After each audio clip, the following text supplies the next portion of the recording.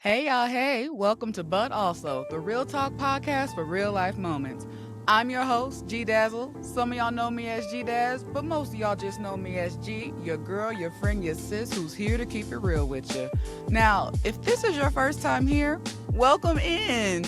And if you've been rocking with me, make sure you subscribe or whatever you're listening to on YouTube at G plus Dazzle. Because we do this every week, y'all. Now, this podcast is all about diving into life's moments that don't always fit into a neat little box.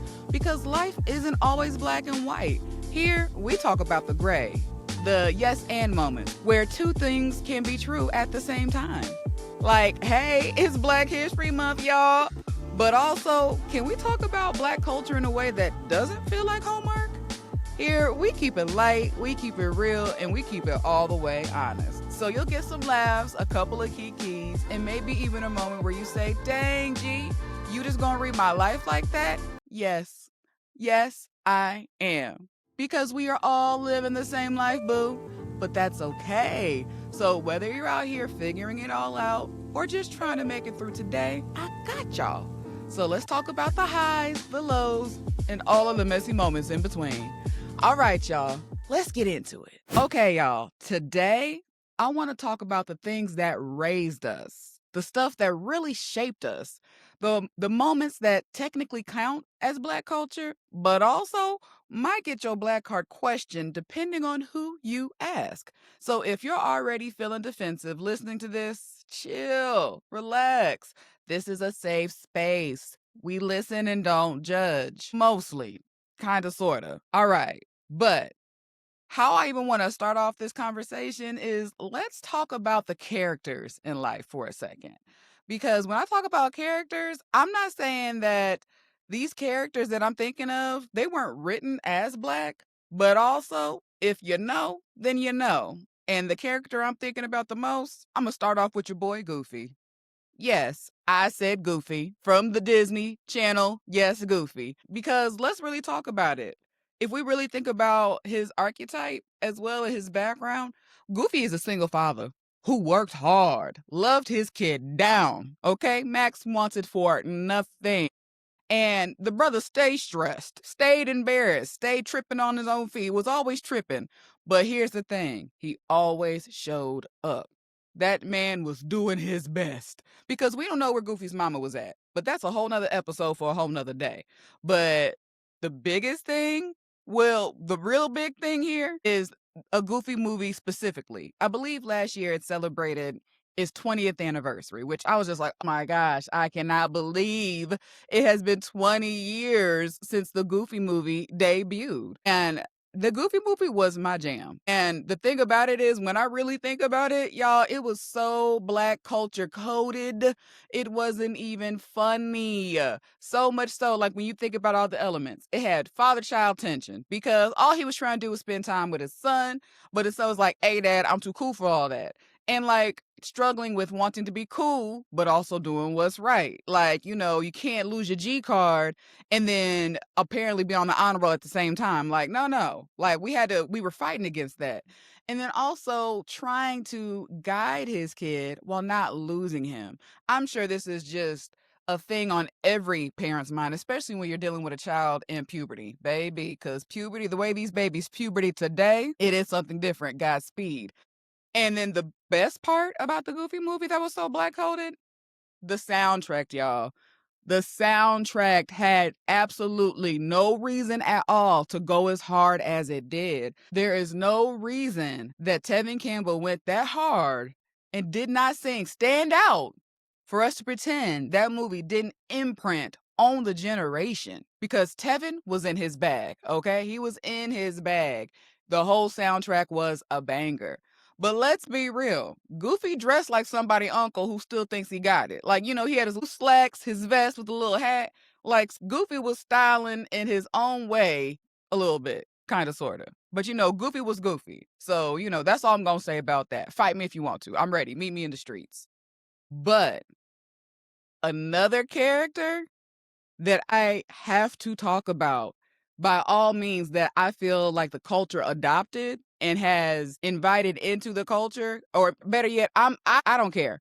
I'm claiming him for the culture. And this character came out with a splash. And who am I talking about? I'm talking about that ATL Grinch. You know the one at Universal Studios. Because if you've seen the Grinch, but also you've seen that Grinch, Nick Darnell, you know who I'm talking about. Baby, he took the Grinch and added a little seasoning to him, a little attitude, a little bit of culture. Okay, got that Grinch talking about what's poppin', twin. When I say, Nick, flowers to you, sir, flowers to you. Because of you triggered something within us. Because literally, immediately, that version of the Grinch unlocked something special in the community. Because that just wasn't a character, that was an adaptation. You hear me? That was culture remixing itself in real time. Okay? Because that's what we do, right? We take things, we flip them, we season them up, we make them ours. So again, I ask, does it count if we all felt it? Because it does. It does, right? Now, as I keep thinking about all of these things that shape us, this is where the list can get a little bit long because really it's endless. And there are going to be certain things, certain movies and shows that may not always get the mainstream praise, but also they shaped the culture in very real ways. And what am I talking about? I'm just going to throw off a few. And this list is in no particular order at all. I'm talking about Low Down Dirty Shame. I'm going to get you, sucker. Don't be a menace in South Central while drinking your juice in the hood. Pootie Tang. Friday. CB4.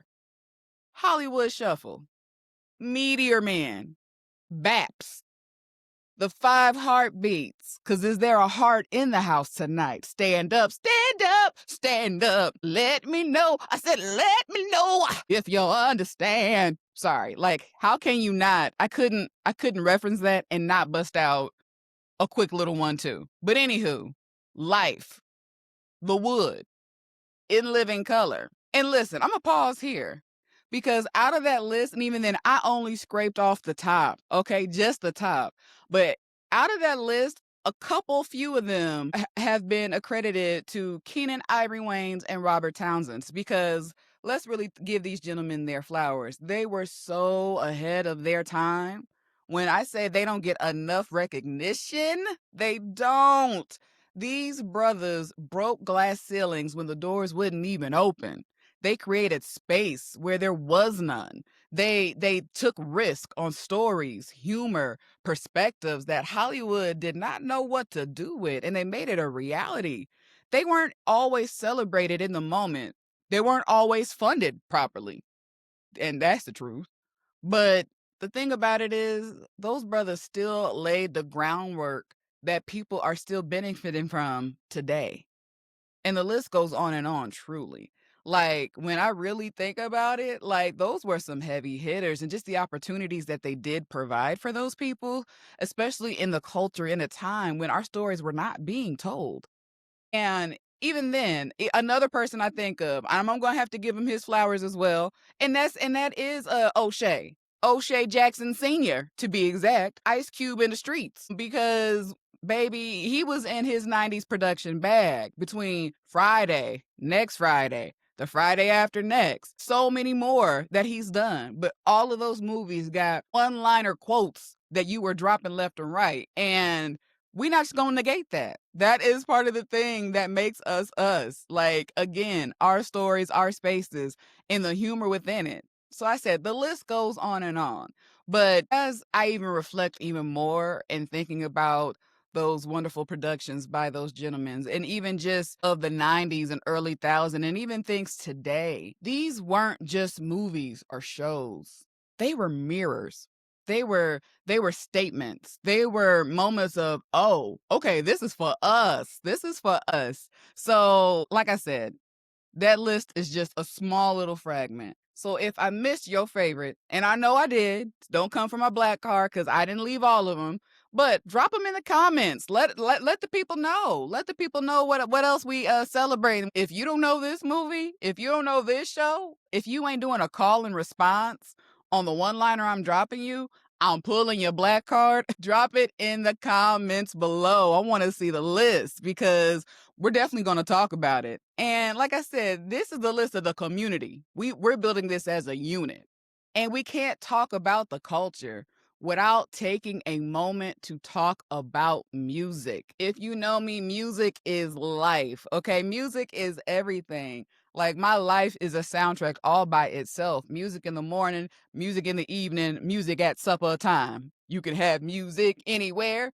You can even have music all the time. I'm pretty sure I borrowed that tune from somebody's jingle. And was it from Eggs? Anywho, I'll remember that later on. But if the tune sounds familiar to you, drop that in the comments as well. Be like, hey sis, that little jingle jangle you was singing, why you borrow that from this commercial? Just help me remember, y'all. You know, the memory ain't what it used to be. But like I was saying, we can't get into the culture without touching on music. Cause baby, look, as a black culture in general, we already know our music, the way that we move, the way that we bop, we dance, and the stories we tell, and that, honey, has shaped generations.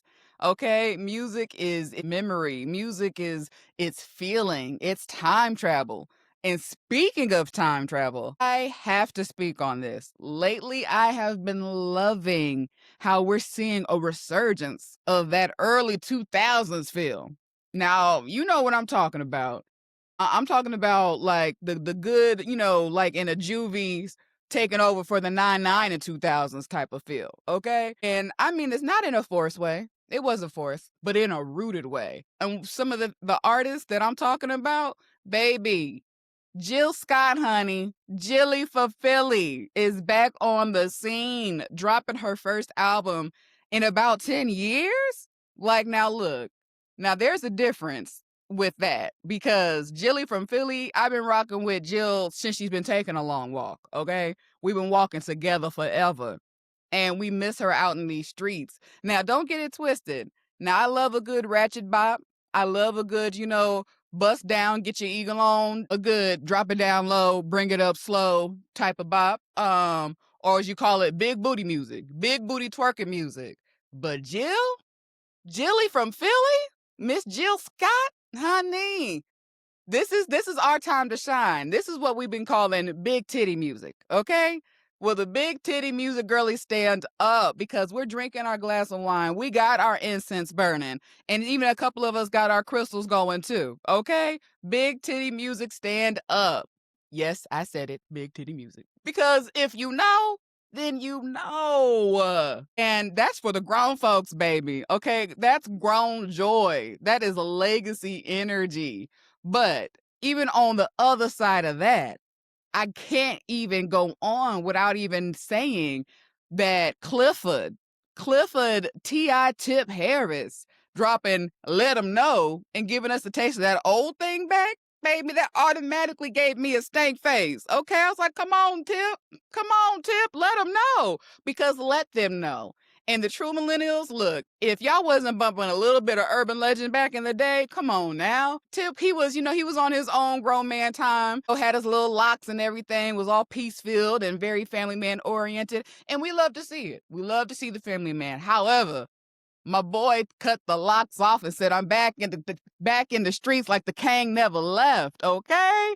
Because look, and I'm here with it. I can't wait to see what else the album does. I can't wait to hear it. And when you hear it, you can't tell me your body don't react and your shoulders get to bopping and you get your face scrunched up like, oh, we out here. Ooh, child. Now, we having a good time because, I crack myself up a lot. But like I said before, if T.I. ain't making your face scrunch, when you hear that, let him know because you got to let him know. And I'm going to learn the words. I ain't got the words down packed just yet. Don't worry. I will by the next episode because I'm going to keep running it back. Yeah, because, you got to let him know. Even then, I love the fact that all of these artists that we know and love that came up during our upbringing in those thousands, those early thousands. I'm gonna even give y'all one more. I'm gonna give y'all one more for my guy, Jamie Foxx, okay? Because I saw somewhere on the TikTok, somewhere on the InstaWebs, Facegram, that he was dropping a little teaser. He was sitting on the stairs looking all suave, all Jamie Foxx-esque like, and dropping a little R&B teaser. And baby, when I tell you, it was giving me that good old Unpredictable album kind of vibe. I said, okay, Jamie, all right with the foxhole, you better come through. Because look, Unpredictable, I dare somebody say it wasn't a bop. Dare somebody say that it wasn't a Let It Ride album, because Jamie Foxx, he did his big one on that. He really did, like, for real, for real. But those albums, those artists are just an inkling of the type of music that raised us in our teens, in our 20s, in our turn up years. And what I really appreciate about that, and just the resurgence of it, is that these are the moments that remind us that joy doesn't disappear. It evolves, it circulates. And I really want to take a second here and just be real with y'all for a moment. With so much that is happening in the world right now, because let's be honest, y'all, America is still ghetto. It's still oh so very much ghetto, and ghetto in a very real way, that we're not too proud about. But on this episode, this conversation, this laughter, these kikis, if anything, this is my way of spreading a little Black joy while we are in such a heavy place. We are in such a heavy place. And one thing about the Black culture, just the Black community, and just being Black in general, we know how to hold pain. Okay? We know how to hold pain. You can look at our ancestry. Look at it. It's in the history books. We know how to hold pain. We know how to hold pain because we've had to.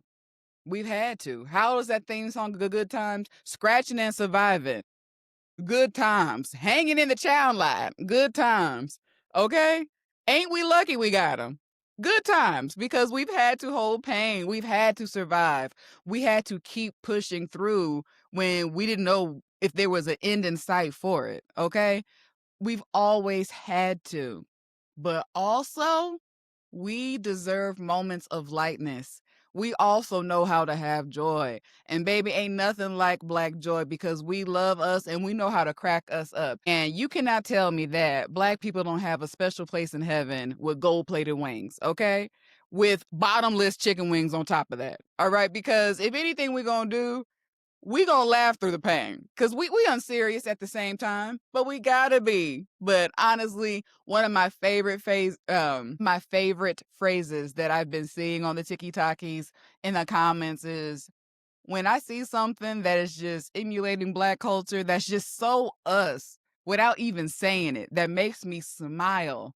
Honey, baby, I will choose to be Black in every lifetime. Okay? Every lifetime I will choose to be Black, because being Black is lit. Okay? And it's everything. You see this melanin? Can we get into it? Can we get into the melanin? You see it popping. Your girl's been moisturizing a little bit differently, so, I had to give my skin a little shout out.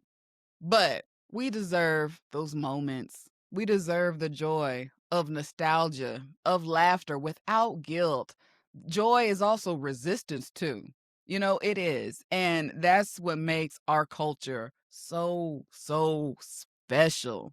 So I had to make sure that I acknowledged Black History Month, and we had to kick it off right with a little bit of joy, because don't get it twisted. We're still going to pay homage and give tribute to all of the Black history that makes us who we are today, where we continue to sit at the feet of our elders and always give thanks and flowers to the shoulders that we stand on. Okay? We'll never forget that. Never forget that. But also knowing that the fight ain't done and the revolution will not be televised, okay? And even with that, as Kirk Franklin said, we still smile. We still smile, baby, and ain't nothing you can do about it. So, on that note, if this episode made you laugh, if it made you reminisce on the love we had. Now y'all know y'all was gonna get this music intro. Don't act like y'all not used to it now. Text somebody, be like, hey, I heard this on this podcast. You remember this song? That was a whole bop. Or this show was everything. That was my movie. Always got my card snatched if you couldn't quote this one. So, if you having conversations like that, if this episode is making you feel good on the inside, because I'm going to keep dropping black ass references throughout the month. I just hope, just be prepared. But if that is the case, drop a comment and tell me. I want to know, what was your favorite movie? What was your favorite show? Or that character that you feel needs to be adopted into the black culture? Who are we adopting? Who are we inducting in? Like I said, my vote was the Black Grinch up at Universal Studios. Who else you voting for?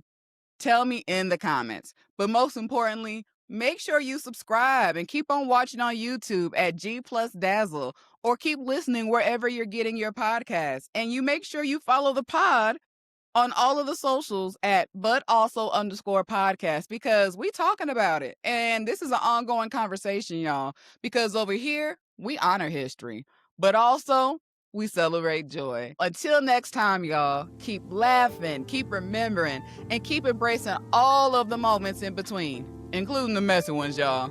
All right now, I'll holla.